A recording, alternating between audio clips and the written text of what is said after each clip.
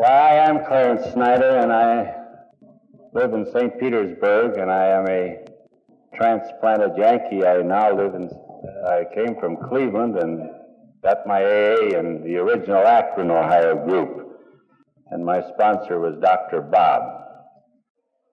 First, before I start any remarks, I would like to thank the committee and Ken for inviting me here. I had the pleasure of being here 5 years ago during my 25th year, and you were having your 25th conference that time. Your conferences are getting ahead of my years, though. I see you got 35 now. I can't do it that fast.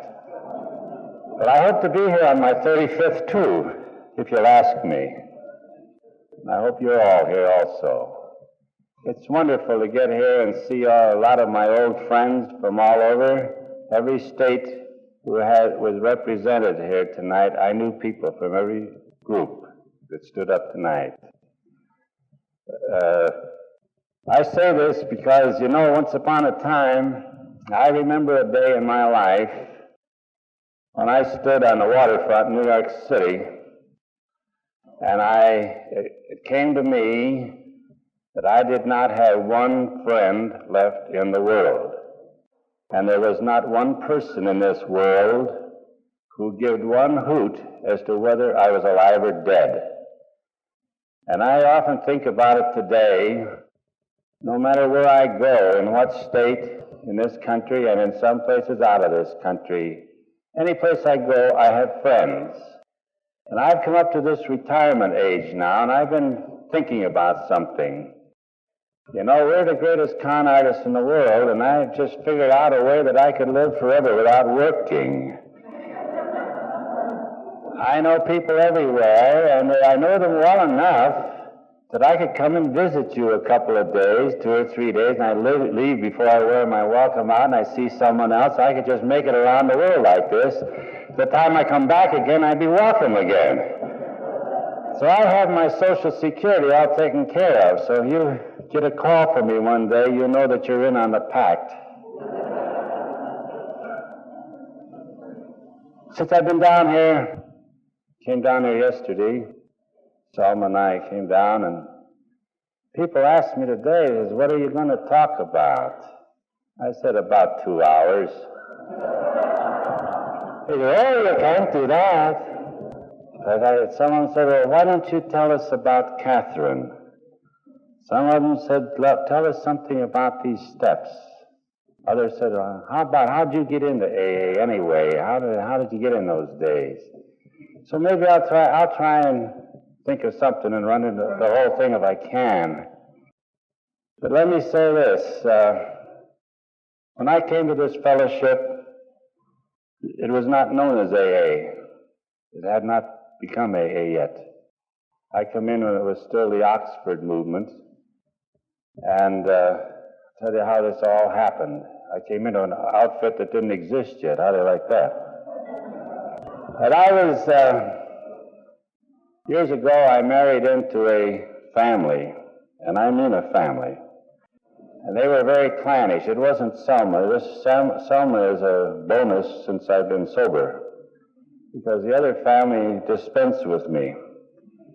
But this family was very clannish, and they did things, they had great togetherness.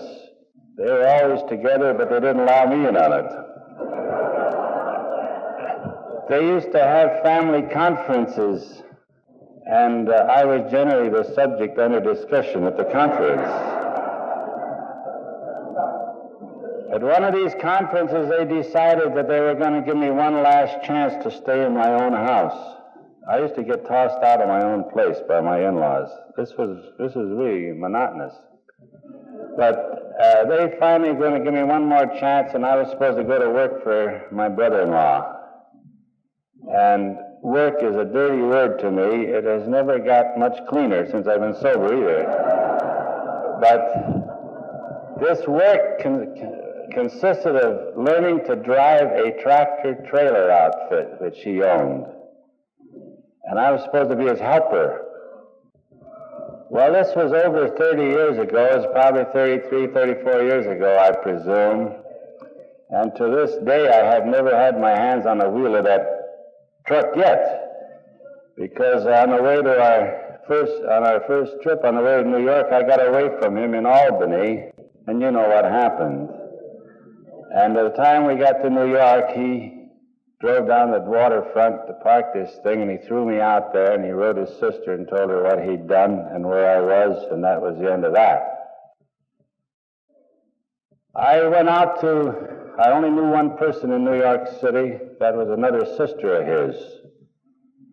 It didn't promise too much, but I thought Virginia would look after me because I felt she owed me something, and she certainly did by all that's right and holy.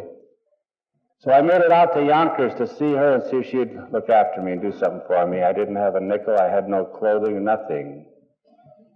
And I was 600 miles away from Cleveland. So I got out to Yonkers, but instead of going up on the hill where she lived, I remember where she lived because my wife and I had spent our honeymoon out there. This was a family of togetherness, as I remind you. She lived up on top of a hill. Instead of going on the hill, I got down the hill. And I got down in the Italian section down there, and I met some very interesting people and made some real quick friends. And you know what happened to me when I got into that big old red. The time I got to Virginia's house, I probably was a picture. I can only remember one thing about that trip to her house.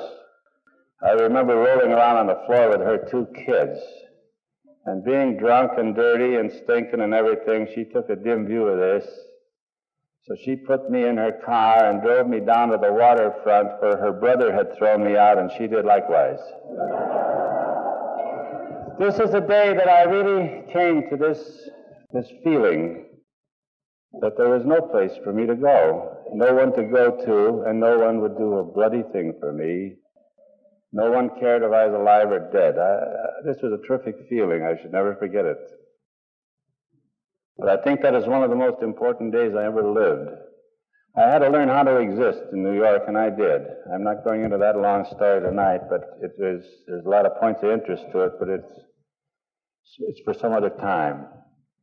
Needless to say, eventually I wanted to get back to Cleveland. Why, I don't know. But I did. I eventually got back, and I tried to get back in the house, and I didn't have any luck.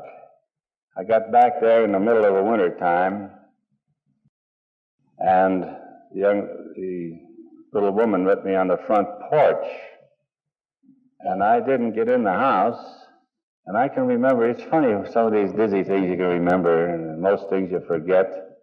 But I remember this being in the middle of winter in the neighborhood I lived. It was way out east of Cleveland, and it snowed out there on the 4th of July, I think, because the snow was up to my elbows when I got out the house. And the one thing I remember so distinctly was that she still had the screen doors up and the screens in. And I pointed this out to her and suggested that she ought to have a man around the house. And she thought so too, but she didn't need one this badly. But what happened, after the trip to Virginia's house, sometime later, Virginia had the doctor out about one of her kids. And they got to talking about drinking. And Virginia related this story of my visit to her. And she told this doctor about me, what a nice guy I used to be her favorite brother-in-law, and what a dirty, stinking, drunken bum I turned out to be, and about the visit there. He says, you know, that's odd. He says, I had a brother-in-law like that once, too. He was an awful boozer. And he met some strange cult. And this bunch do nothing but fix drunks. All day long they're working with drunks. And he says, you know, there's a doctor down in Akron, Ohio, who belongs to this strange cult, and he spends all of his time fixing drunks. And he used to be a drunk himself. And this doctor suggested to Virginia that if I should ever arrive back in Cleveland, maybe I can be directed down to this doctor. Maybe he could fix me. We used to call it fixing in those days. So this is what happened. I got on the front porch, and Dorothy told me, about this doctor in Akron and asked me if I'd like to go down and meet him. Well, there was absolutely nothing I could lose, so I said, sure, I'd like to meet him. Maybe he can fix me. So she also put me in her car. These people were always riding me someplace. And she took me down to the bus depot and bought me a one-way ticket to Akron and put me on the bus and gave me Doc Smith's name and address, and I went down, and that's how I met my sponsor. This was before the days of St. Thomas Hospital. Eventually, Doc put me in City Hospital in Akron, Ohio, and I stayed there for a week. Few things I can remember about that visit. I weighed 130 pounds when I was in that hospital, and I'm a fellow 5'11", and 130 pounds, I looked worse than I do today. I was considerably younger, but that wasn't much to me for bones. I wasn't a very regular eater when I drank. I was a chronic drinker. I was not a periodic. And I stayed drunk all the time. When I quit drinking, I was paying 7 cents a pint for my booze, and I was buying at a wallpaper store. Now, people wonder sometimes why I have little sympathy with some birds that come around and try to put the arm on me for $1 to buy a drink. For $1, I could stay drunk for a week. And I think that anyone else who is privileged to be referred to as an alcoholic ought to have the same kind of imagination. If so, if not, I don't think that I'm the guy who's going to hand out the money to him.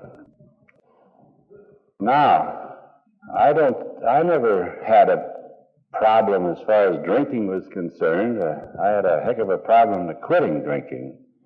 But drinking, I could always find something. I just simply, when the economic pinch got so badly that I was unemployable, I just changed my quality of intake, not the quantity. And at 7 cents a pint, you could imagine. Well, that's the way I started out in AA. I was in this hospital for a week, and these men came to visit me, the men who had preceded me, and afterward my sponsor carried me to a meeting the night I left the hospital. This was a meeting of the Oxford group. AA has changed over the years. As I stayed in the Oxford movement for 15 months. I went to meetings in Akron, Ohio. Eventually, we had about a dozen fellows going to Akron to these meetings, and we decided to break away and start our own group. And when we broke away and started our group in Cleveland, Ohio, the book had been written and had come out by that time, and in May of 1939 we started our first group in Cleveland, and that was absolutely the first group which started as Alcoholics Anonymous. The New York group and the Akron group started in the Oxford movement, and we started as AA. We started a fellowship for alcoholics and their families, or immediately interested party. And this is where AA got off the ground, was in Cleveland, as all you folks around here are probably well aware. This was a great experience, and I look back and think about some of these things and some of the people whom I met in those days, and wonderful people. People ask me today about, they say, how many meetings do you attend? You've been in this sober over 30 years. How many meetings? Well, I don't know how many meetings, but I imagine over the years' time, I average at least 2 a week. I've never given up or graduated. I don't go to meetings or attend meetings because I'm afraid of getting drunk. I never think about getting drunk. I have no drinking problem. I never had a drinking problem. I had a quitting problem, and I found out how to quit. I just turned my problem over to somebody else, and he takes care of this. So I have no problems as far as this is concerned. I have a problem with Clarence to try to continue to live and grow in this program. And this I like, and I understand this, and I enjoy it. I love to be around AA people. They are my people. They're the first people that showed me any consideration or any love and would accept me. They're the first people that never criticized me for anything. And I've gotten plenty of that in my life. So I have never forgotten the obligation that I owe to the people who preceded me. I feel that the only way I can repay is to try and do my part as a member. I'm no different than anybody else. And I would suggest that anyone who has followed the program that I've followed will have the same, be able to stand up here in 30 years and say the same things I'm saying. It is not difficult to stay sober. This program is simple. It's very easy. If there was anything difficult about this program, I certainly couldn't have worked it, because I had nothing with which to tackle a difficult proposition. I come in here, I was sick, physically, mentally, morally, emotionally. I weighed 130 pounds. I didn't have any job. I didn't have a dime. I didn't know where I was going when I left that hospital. Now, we take a fellow like that and give him some problem to work with. It's impossible. I couldn't have done it. I couldn't. It had to be easy. My sponsor and these other people who preceded me told me that I could turn this problem over, and they took me through the steps in order to do it. We didn't have these 12 steps at that time. We had a little different program. But it was a program of surrender, the program where we had to admit our need, the program where we had to really want to do something for ourselves and be willing to do something and do it. These fellows didn't give me any choices. I hear a lot of bull around from some of these podiums today about you can do anything you want in AA. You can take it any way you want. I don't agree with this. I have people ask me, they say something about the steps. They say, I'm working on the second step, I'm working on the fifth step. What do you mean you're working on the second step or the fifth step? How long have you been doing this? I said, well, they've been around AA for a year and they're working on it. So they say, well, when are we supposed to take these steps? I say, when do you want to get well? If you want to get well, you take them now. If you want to get well next year, if you're still alive, maybe you can try it next year. But I suggest anyone who wants to get well, they better start taking them right now. This program of ours is a prescription for living. In the Oxford movement, they talked about this being a program that changed our lives. It was a life-changing program. This program we have now of 12 steps is the same thing. It's a life-changing program. I see nothing in our whole program of 12 steps which says that we should not drink. It doesn't say we should either. It says nothing about drinking in there at all. Our whole 12-step program, have you ever occurred to you?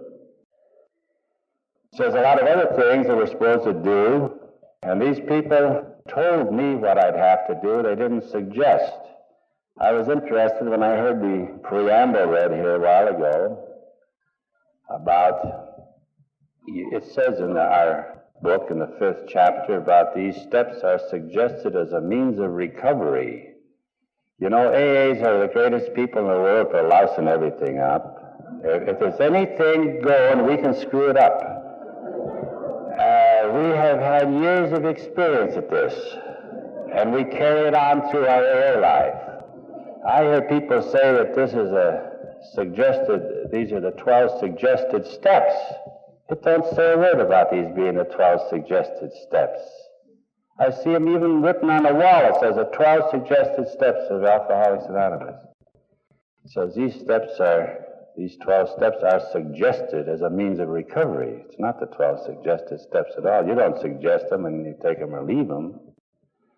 I'm glad when I came to this fellowship that these fellows, these people who preceded me, did not give me any choices, because I was totally incapable of making choices. I couldn't make choices. If I did make a choice, I would be bound to take the line of least resistance, and it'd be the wrong choice. I kid you not, there are some things we have to do in this program if we want to recover. See, some people say there are no musts in AA. Don't you kid yourself. If you want to get sober and stay that way, there are some things we must do. And there's 37 places in the big book that tells you that very thing. If you read that book carefully, you'll find them. So don't let anybody kid you that there are no musts. Of course there aren't if you don't want to live a life of sobriety. That's something else again. But if you're here for a life of sobriety and usefulness, there are musts. Some persons asked me to talk about this program tonight, and I would sure like to. I love to talk about the 12-step program. Remember, there were no 12 steps when I came here, and I happen to be one of the very few people who are living today who was in on the writing of these steps in this program. And I was there when it was done, and I was there listening to the arguments and taking part in them, if you please. And if you think that this AA book and this program was just written just like that, some deity was just putting it down there and putting the pen in the hand and writing, you've got another thing coming. This was a riot. And everything we do in AA is a riot. We've got a lot of people here in Cleveland, from Cleveland here tonight, and a good many old friends of mine know. I remember the first big riot AA ever had. The first big riot is when we broke away from Akron. This was a real riot. But if you want to see a real Donnybrook, it's when we had our first split in Cleveland. We didn't split in 2 groups, we split in 3. I was the first guy in AA who was voted out of AA.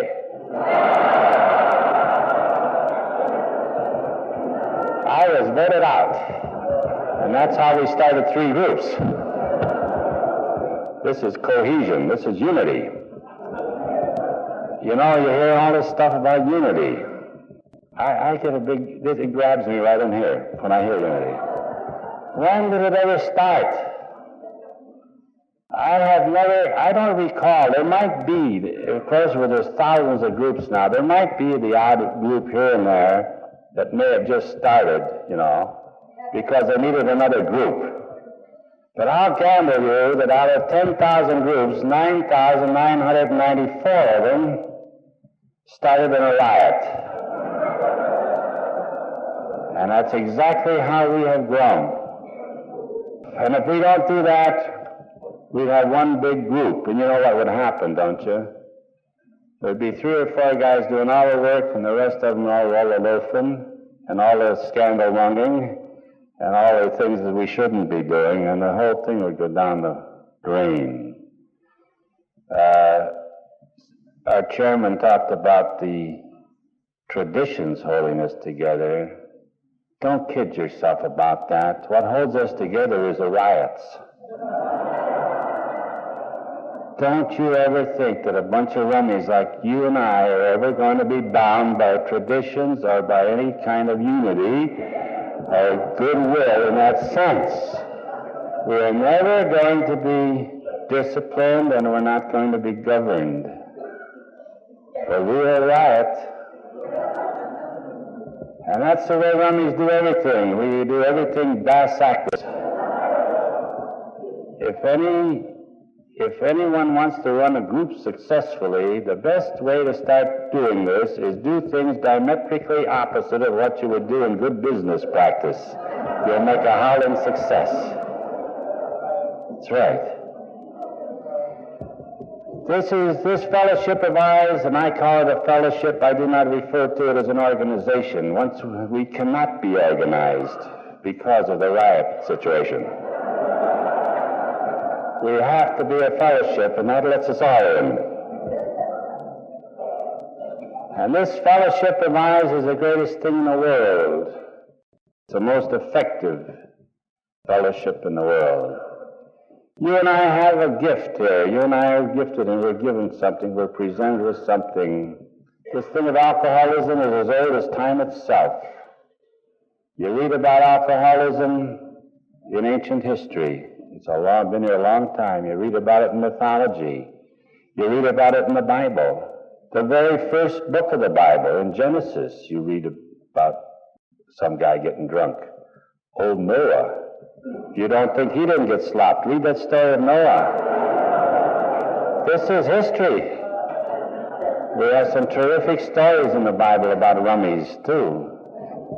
And real rummy stories. A couple of dandies. If you want to read them, keep these two in mind for the best that I know of. The prodigal son. Boy, if he wasn't a rummy. This guy. Just read that story and put yourself in his place. The second one is the Jericho Road. There's a real rummy story, the Good Samaritan. That was the first AA call. It was. Read that story and translate it in the modern day. And that fellow that came along, he was a traveling salesman. He was working that territory. Tells you, that's the greatest rummy story I think I've ever read, outside of the ones in the AA book.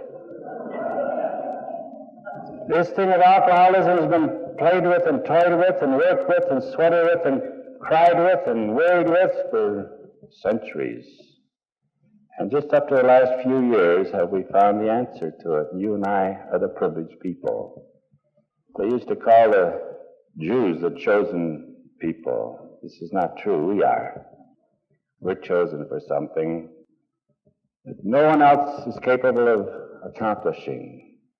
A lot of people, since I've come into this fellowship, I've seen an awful lot of activity along the line of rehabilitation of alcoholics. And all kinds of things are tried. And I think there's a lot of well-meaning people doing this. But most of them try to do this in a logical, sensible fashion. And they're bound to fail. You monkey around with rummies in a logical, sensible fashion, and you're dead. You go over at things backwards, and you'll work out good with them. Oh, it's the truth. You take a rummy, he comes in here, what happens? We don't ask him any questions about himself. What if he goes to a rehab proposition? They fill out all kinds of things. They get psychiatrists asking him all kinds of questions. They delve into his past and his mother's past and what have you. And then they try to put him on a program of common sense and logic. Can you imagine a rummy following anything that has common sense and logic in it? A rummy is the most illogical creature in the world. Here's the big failing. Most people accept us as regular earth people, and we are not. We are entirely different, and don't let anybody try to convince you that you're like earth people, because you're not. You're not. An alcoholic is a breed of cats all his own. And the only time we ever get in trouble is when we try to emulate or imitate earth people. And this is what happens to us a lot of times in AA. Some bird will come in here and he's been on the bum for 10, 20 years, drunk, in trouble here and in trouble there. He's run the gamut of everything. And he walks into the AA meeting and bingo, he becomes sober. And he stays that way day after day and week after week and month after month and year after year. First thing you know, this bird, this old ego gets him. He's going to AA and he's sober and he's happy and having a good time and people are paying attention to him. He's got a lot of friends and all this sort of thing and people are making a fuss over him. Everybody used to be avoiding him before and now they're all making a fuss over him. The next thing you know, he gets a new job. He gets a new house. He gets a new place to live. He gets some new clothes. He gets a new car. He gets a new wife. Everything is great, see? And he starts joining the clubs. He joins the Masonic Order. He joins the KSC. He joins the Kiwanis. He joins the Lions. He joins all these outfits. And he joins outfits where he's worked, joins veterans groups. And then he gets real busy. He gets real important there. First thing you know, he's a master of his lodge or he's bucking for it or something. And he's working, he's an officer and this and an officer and that. He's really going, see. He's earth people again. He joins a country club and he gets playing golf and rubbing shoulders with all the big wheels. You know, the next thing you know, he's spending more time with these people than he is with you people and us, see. The next thing you know, he gets so smart that he's looking at us and we're a bunch of pretty well, you're a creepy bunch. We're not too bright. And he's got an executive job by now, and he's shooting in the low 80s or something in his golf. And he's working up in the lodge, and he's a deacon in a church, and he's drawing great guns. So once in a while, he favors us with his attendance here. And this is wonderful, and his nose is about that high now. And then he really thinks that he's Earth's people, and he gets acting like one. And one day we get a call from his wife, and this bird's in pajamas in some dryer joint. Well, it's a bitter lesson to have to learn. I have no objection to associating with Earth people. I think we should. But I think we should retain our identity. And we're alcoholics. And anyone worthy of the name should live up to it.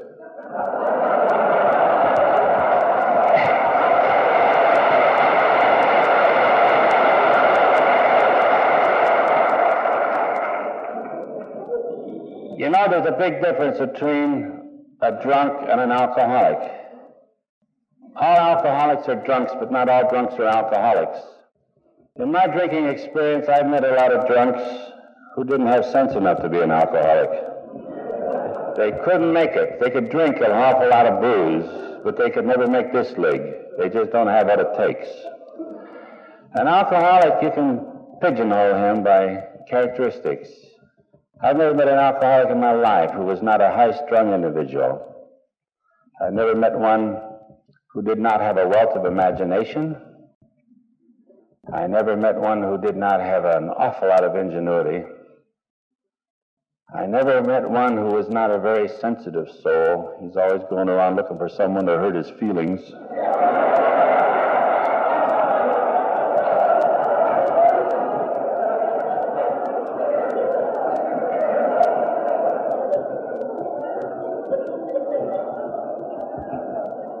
I've never met one who was not an idealist. I never met one who was not an extremist. The alcoholic never does anything by halfway measures.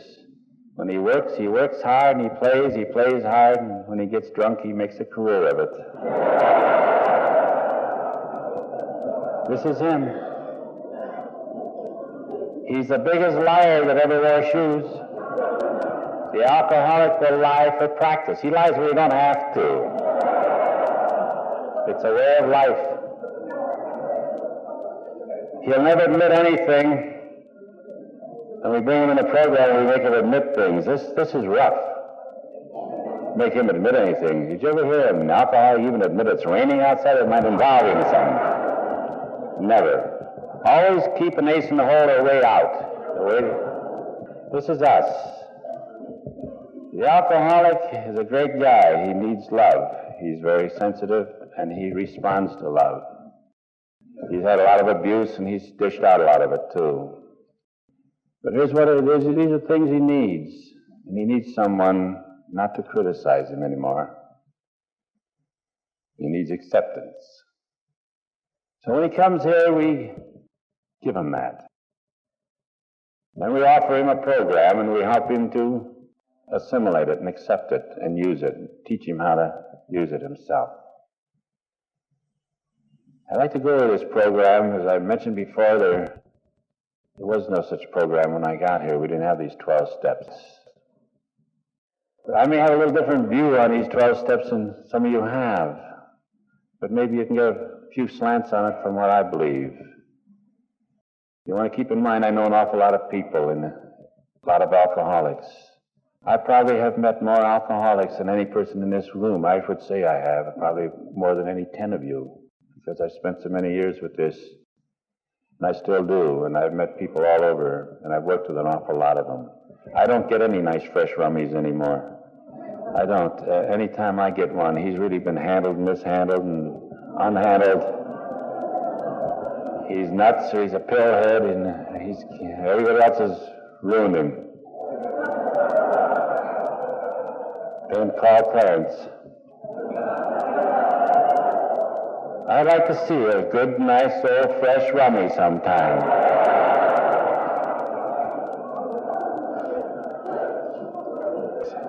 Would you believe it?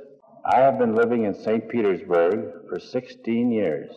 Now believe this, I am not exaggerating one bit. I have yet to ever be sent on my first fresh 12-step call. I have never been called to go out on a 12-step call to a nice, fresh rummy. In 16 years. All these other jokers go out and mess them up first. Eventually I see one of them. Every once in a while I get one, but I get some real kooks. This was wonderful in Cleveland when we started out. I happened to be the first AA in Cleveland. And boy, I had a lot of prospects to work on. The woods was full of them. And they had been unspoiled. They hadn't been presented all these programs of logic and common sense and Freudian complexes and all that crap. So I didn't have to unlearn anybody anything. This is our big problem today, is unlearning them. Unlearning them before we can start learning them. Here's what the 12 steps mean to me. As I said before, it's a way of life. It's a life-changing program. These steps are divided into 4 phases. We're alcoholics. We must admit it before we have any place to start. So our first step is our phase of admission. It says we admitted we were powerless over alcohol, that our lives had become unmanageable. Well, I had no problem with that step. The evidence was overwhelming. So I was all for admitting that. My life certainly was unmanageable. I didn't have a life anymore. So that is simple for me. So if you want to recover, this is the first thing we must do. Admit there's a need for a change. Just like the politicians are talking today, there's a need for a change. There is in our life when we come to AA. All right, that's this phase of admission. The second phase is a phase of submission.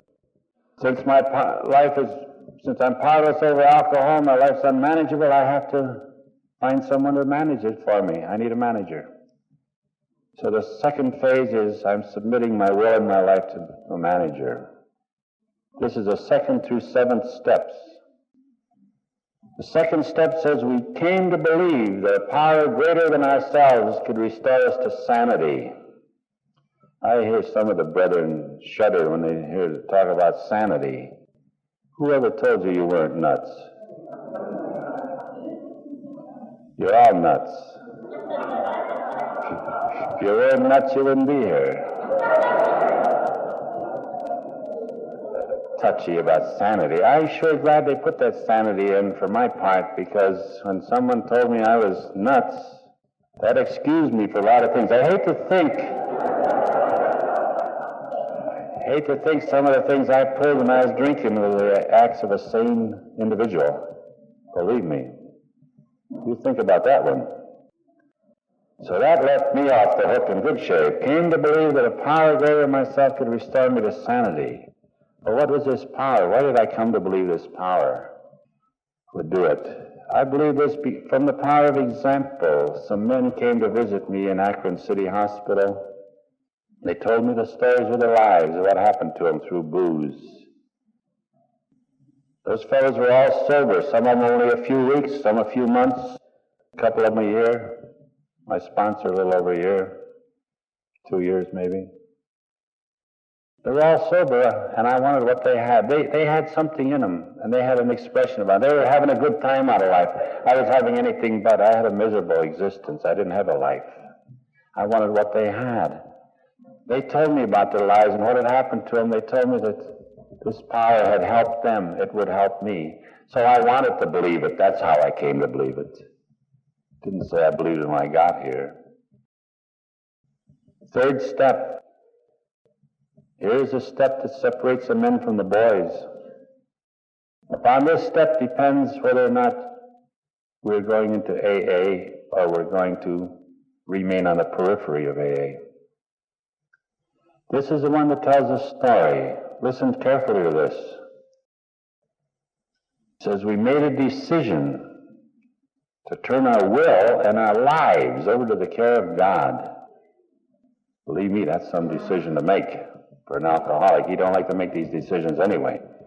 But when it comes to turning his will and his life over to the care of God, this ethereal creature in the long blue yonder, whom he has very little acquaintanceship and probably scared to death of, and has abandoned long time since, this is asking an awful lot. And he isn't about to do this unless he hurts very badly. You know, the big difference between alcoholics and earth people, you know the big difference? Primarily, here's what it is. Earth people think. Alcoholics feel. Don't ever forget this. They think. Alcoholics feel. I get up on a podium here sometime, they have a sign, think. I turn it over. I'm afraid if I'm going to scare somebody to death up here. You start telling an alcoholic about thinking, you're going to scare him to death. What's he got to think with? I ask you. He's been drunk for 10 or 20 years. This blubber up here, the wheels are going the wrong direction. He can't think. He can connive, but he can't think. He has no logic. My gosh, he feels, though. He feels. And he's not about to do anything until he feels a certain way. And when he feels badly enough, he'll make a move. And this third step, he has to feel awfully bad. There was a saying in the old Oxford movement, man's extremity is God's opportunity. They used to keep repeating this all the time. This wasn't peculiar to that movement, I don't imagine, but it's very good. And it typifies our situation. We've come to our extremity. This is God's opportunity. So number 3 step tells a story whether we feel it badly enough or not. It says very plainly, we made a decision to turn our will and our life over to the care of God. Do you think that if I think I can get around that anyway, I'm not going to do it? Sure I am. I have to feel real badly or I won't take that step.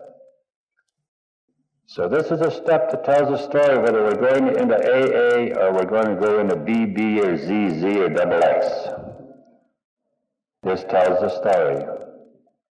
So this is the importance of steps. People say, how do we take these steps? I said, well, heck, they all got numbers on them. If they weren't supposed to be taken on 1 through 12, well, we'd have these numbers so they could move them back and forth. They're not that way. They all have a number. They come in a sequence, and they do this for a reason.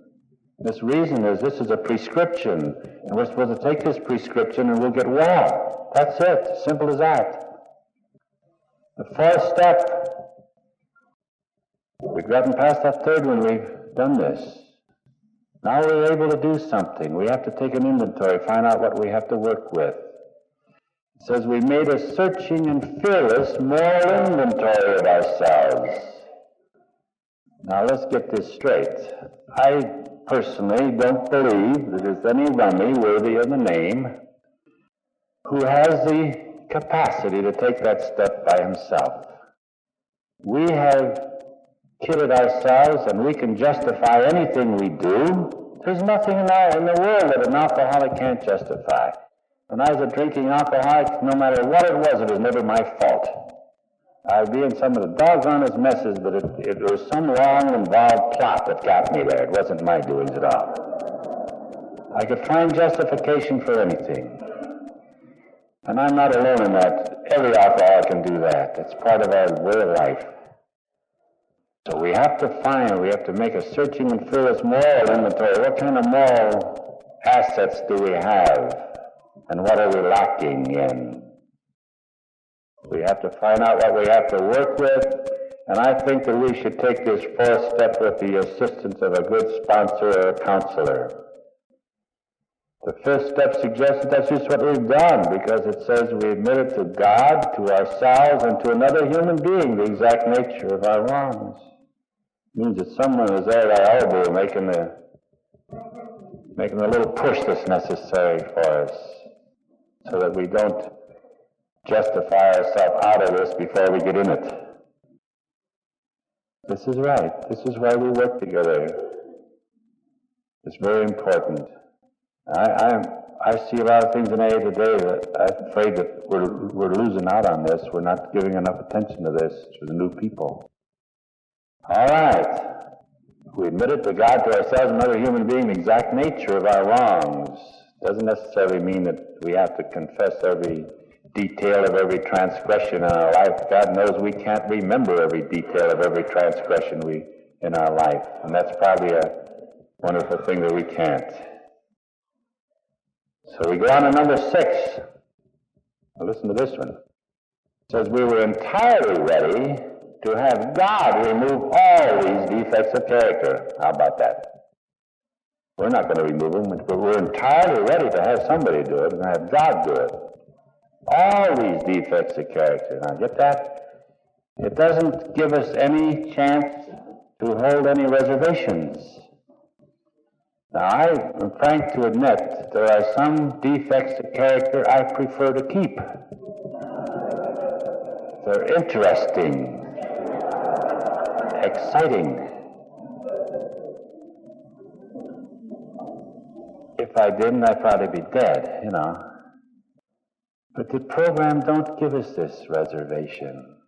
It says we're entirely ready, and an alcoholic, as I mentioned a while ago, is an extremist, and we're entirely in everything we do. So we're entirely ready to have God remove all these defects of character. How about that? That's very important. You got to go the whole way. It's all or nothing at all. That song was written for us, all or nothing at all. Step 7 says, we humbly asked Him to remove our shortcomings. We humbly asked Him. We didn't make any deal with Him, say, if you do this, we'll do that, like we used to do, you know? No. We humbly asked Him, that's all it says. The good book says, whatever you ask, believing, ye shall receive. If you have the faith to accept this program and turn your will and your life over to step, as you did in step 3, this is no problem. If you haven't done this, it is a problem. You're not in. Yes, you can come to meetings. You can go and do this and that. But you're not going to be in AA, really. This is your submission. And now we have admission and submission. We've had 2 phases of our program. We now get to our 3rd phase.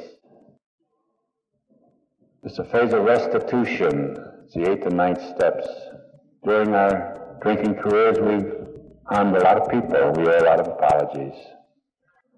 So we have to make this thing right before we go into our new life. We can't carry all this stuff on our back. We have to drop it, leave it.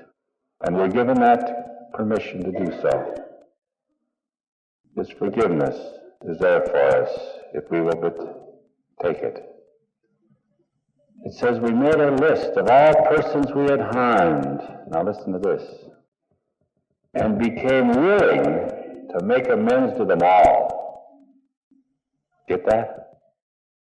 I'm frank to admit there were several people in my career when I was drinking, several people I had terrific resentments toward. I used to think I'd like to own a hotel with 1,000 rooms and find them dead in every room.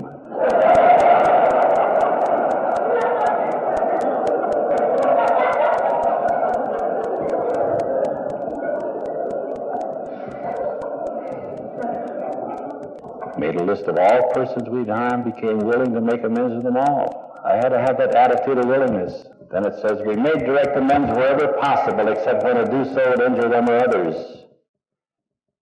These 8th and 9th steps, I believe, also should be taken with the help of your sponsor or a good counselor or a knowledgeable person in these things.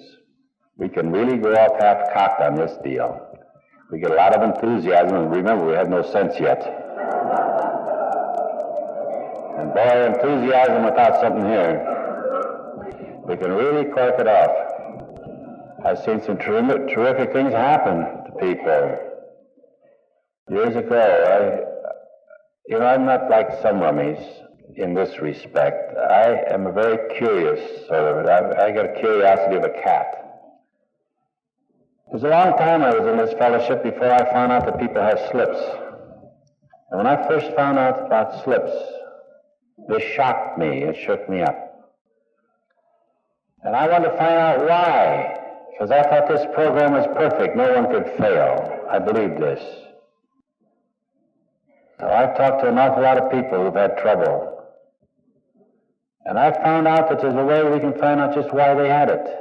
There's not a person who comes into AA and accepts this program and has the benefit of this for any appreciable length of time, who backslides, who you can't find out right the reason for it. There's a reason for it, and you can find it out by going over the steps with him. So I know how important this is. Talk to people and to get a person started right and to understand what he's doing here. Now this thing of making restitution, we can run off and louse a lot of people's lives up in this if we don't use this. And we're not capable of using this, so we have to use somebody else's.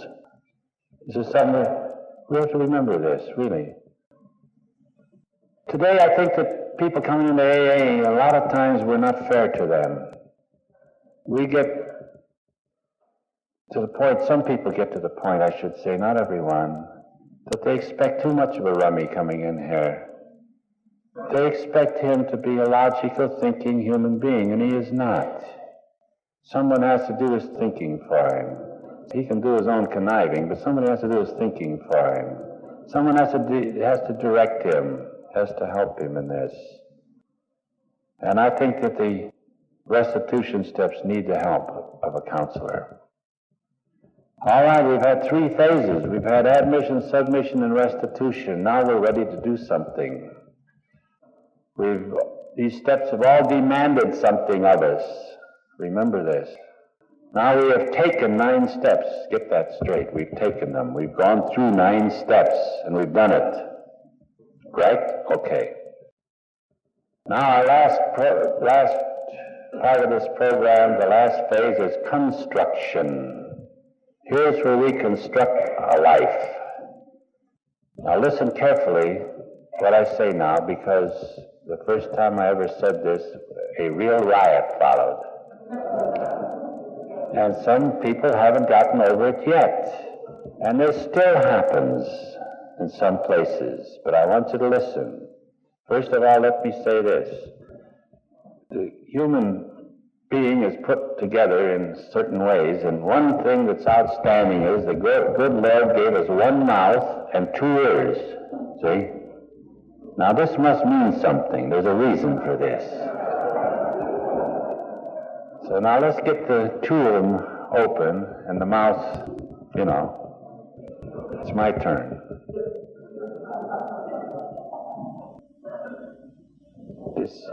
These last 3 steps is all we need to live on. You can forget the other 9 now.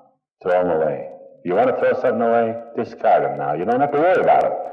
Only 2 times you'll ever have to use the first 9 steps of this program. There's 2 conceivable times when you can use them. If you ever resign and resume, obviously you'll have to rejoin. So we must go through the steps again, if we're given that opportunity, if we live through it. The only other time that you have to be referring to these 9 steps is when you're trying to introduce them to someone or explain them to someone, such as I'm trying to do tonight. That's the only time we ever have to refer to these 9 steps, once we've gone through them. From now on, we live on the last 3, and these are the steps we construct our life on. Listen to them very carefully, because this is our life. The 10th step is in no ways related to the 4th step at all. It has nothing to do with the inventory step in number 4. It says in this 10th step, we continue to take personal inventory, and when we were wrong, we promptly admitted it. Now that's a switch for a rummy to ever admit he's wrong. He won't admit anything, but he's admitting he's wrong. Now this takes a load off us. Now, here's the reason for this step. That doesn't say moral inventory, it says a personal inventory. And what does this mean? Here's our daily check. We talk about living a day at a time. Here's our day at a time deal. Every day, I'm a salesman. I go out and meet a lot of people, and there are 999 out of 1,000 would be Earth people. And they're a mess. I often think that salesmen ought to be privileged to have an open season on customers. And it should be, here's our other salesman in the house. They can be very trying. But here's the thing. As we live every day, we meet a lot of people, we have a lot of situations. We have situations at home, we have among our friends, we have among business associates and strangers. Lots of things happen. And I think we have to check on ourselves every day. We can never allow these little things to pile up. It's the little things that get us, it isn't the big things. Big things, I never hear of a rummy throwing a shoe because of a big event happening to him. I really don't. But when the rummy throws a shoe, it's because of a lot of little things that climb up and grow on him. And it finally gets to the place where he can't handle them. The 10th step is taking care of our daily handling of our lives. I'll tell you how I work mine. This might be of help to someone here. At night, when I get in bed, I'm alone. Everything's through for the day. I've done everything that I'm supposed to do today. I'm done. And this is my prayer time. I'm in the dark. I think about my day, whom I've seen, what I've done. Some days I'm not too proud of some of the things I've done, and I feel I owe an apology to somebody. I don't waste any time taking care of this situation. I've made a practice of this and a habit of it, and it's just like eating for me. I have to do this. On the other hand, sometimes I think today I've done something good. I really scored good today with somebody. I pat myself on the back. You had a good one that day. That was a good one, little boy. You get a star for that. You get a gold star. I don't criticize myself for everything. I criticize myself when it's coming, and I give myself a boost when it's coming. This works with me, and I think it probably works with a lot of people. Try it. Get in the habit of it. At least I don't carry things over, little things, and allow them to become big things. And that's the meaning of our day at a time. All right, that's our 10th step. Continue to take personal inventory, and when we're wrong, we promptly admitted it. Don't duck people. Go to them. Get it off you can't fight these battles like that. It's no good. Some people will accept the apology, some of them won't. But you do your part. 11th step. Here is a tremendous step. This step here, the 11th step is a step which leads us into the prayer life. Listen to this step very carefully. There's an awful lot of words in it. It says, we sought through prayer and meditation to improve our conscious contact with God, praying only for knowledge of His will for us and the power to carry that out.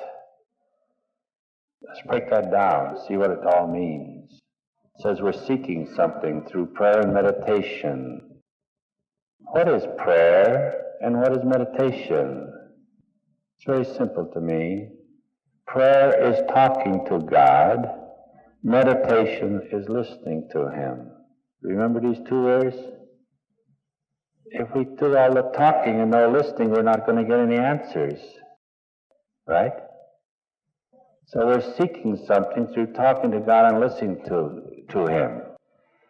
And what are we seeking? We're seeking to improve our conscious contact with Him. What does that mean, for the love of Mike? Well, if I'm in partnership with Him and He's directing me as I turn my will and my life over to Him previously in these steps, I have to know what He wants me to do, and I have to feel that He's right here and can tell me. I must have a conscious contact. I must feel He's as close as anyone here to me. I can reach out and touch him, and he can do likewise. This is a feeling we must get. He can't be way out far out there in the blue yonder. He has to be right here. The good book says he's closer than hands and feet. This is true. He's within here. And this is what makes a change in us. It's him in here. So we must improve our conscious contact with God. Now it tells us what we're praying for. It doesn't say a word about praying for sobriety or continued sobriety, does it? It says we're praying only for knowledge of His will for us and the power to carry that out. What do you want me to do, boss? And give me the strength to do it. The good book says He'll never put any task on us that He won't give us the strength to perform. Well, if we have turned our will over here, in that third step, if we believe that, we have to believe this. That's our faith. This thing is built on faith, and one thing about faith, we are not always as faithful as we might be, and we don't always have as much grace, we don't always have as much strength. Our faith wavers. I often say that our faith comes in moments, our vices are habitual. That's so true. And we must work on this matter of faith. These are disciplines we need, we must have. We must pay the price, but oh boy, what a return if we'll do it. So it says we praying only for knowledge of His will and the power to carry that out. It says nothing about anything else. Eventually you can start praying for that Cadillac. You might get it. I know some guys around here have. I remember, am I in my second hour yet? I remember one time, it strikes me, this thought just came to me, talking about that Cadillac. Years ago, of course, I came in this fellowship, there was a depression on. There's WPA days and all this stuff, you know. People didn't have these fancy cars. And I remember when Riley Hunsley, the ball player, came into AA in Cleveland. He was wealthy by all our standards. He had a good job. He's a professional big league ball player. And this guy had a Cadillac car. Not a Cadillac, but a Packard, rather. And boy, he was big stuff with his Packard, you know. So I remember one time the Akron group invited us down. We were going to have a picnic down there in that Metropolitan Park system, which runs miles and miles and miles. And they can have 100 picnics down there, and they can all get lost down there. It's a big place. And Riley wanted to go down to this picnic. So he said that any of us that wanted to go along, just pile in, we'd all go down. So the whole gang of us piled in this Packard of his, and we took off for Akron to this picnic. And I can still remember this. He was shooting that old Packard up to one group, and then there wasn't our bunch. He's shooting them to another, and he's going back and forth. Finally I said, Riley, you're just spinning your wheels. Wait a while, I says. No use you running into all these places like this. I says, you just keep driving around here till you see some cars over here that look like a junkyard. That'll be our gang. Sure enough, that was it.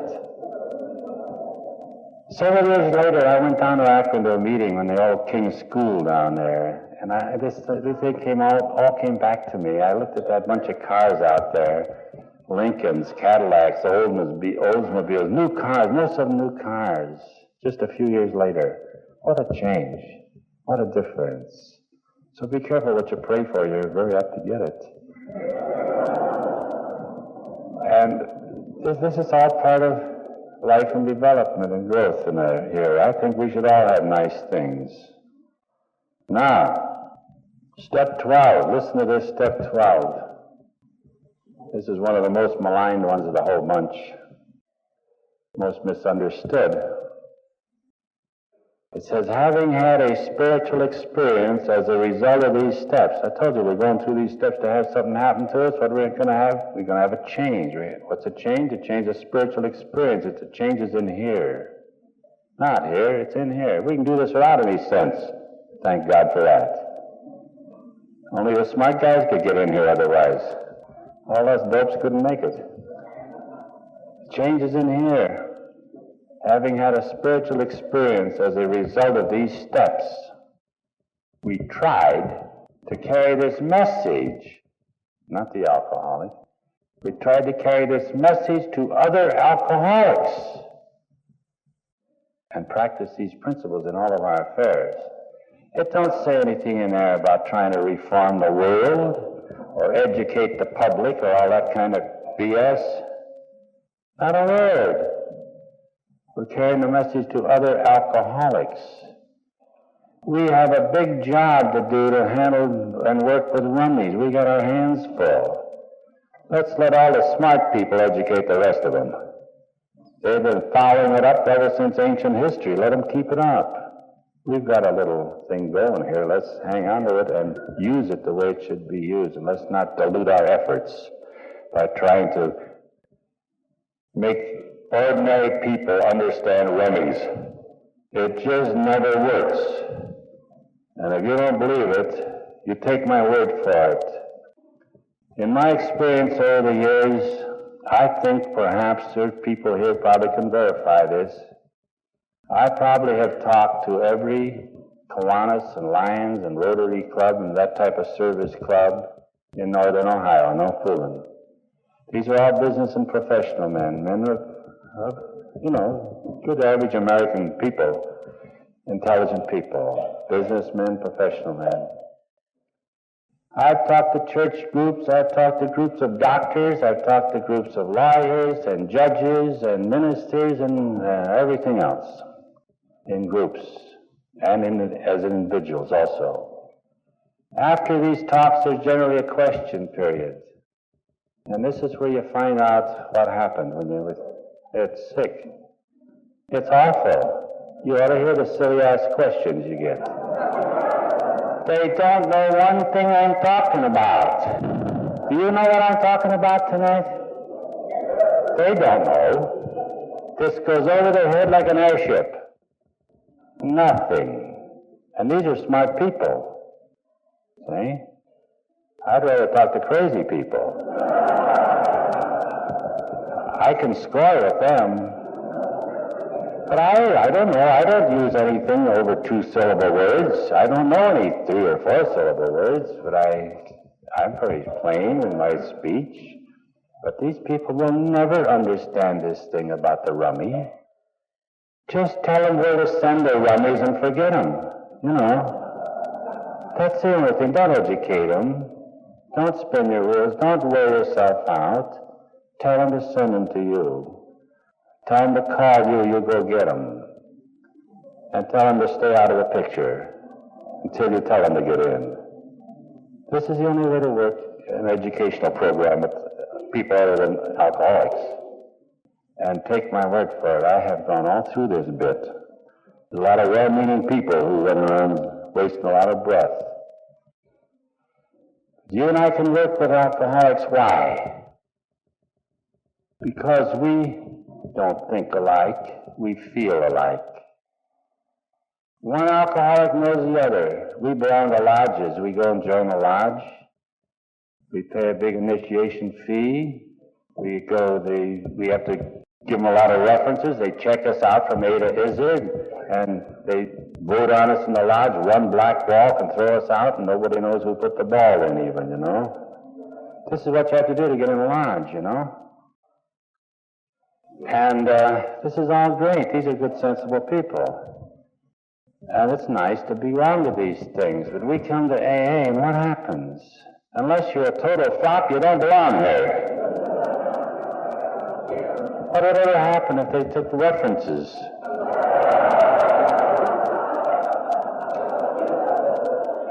Look at this bunch sitting out here tonight. What do you think would happen if all of us at one time would revert to what we were a few years ago, like this? We'd move this hall over to Philadelphia.